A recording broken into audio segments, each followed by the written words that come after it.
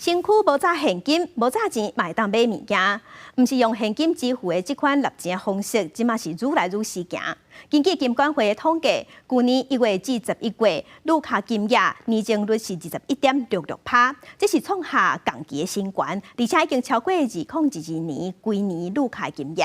金管会嘛，伊讲去年规年这旅客买物件金额有可能会超过4兆。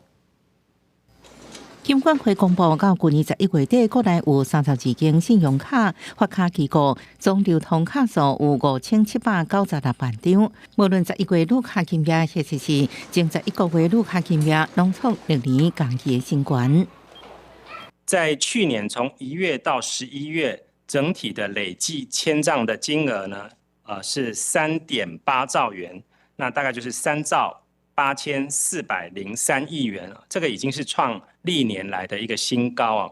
那这个我们也很乐观的期待，再加上12月的部分呢，应该是有望可以突破4兆元。在电子支付机构市场部分，到去年11月底，电子消费总使用人数是2679万人，外国伫代收代付的金额各创历史新高。代收代付的这个部分呢，它单月的部分呢，也是历史的一个新高哦，就是154亿元，这个是历史的新高。另外，伫电子支付当月代理收付金额的数字是1462亿，这是同期的历史新高。现实民众也愈来愈接受用电子支付的方式来支付相关的交易。记者综合报道。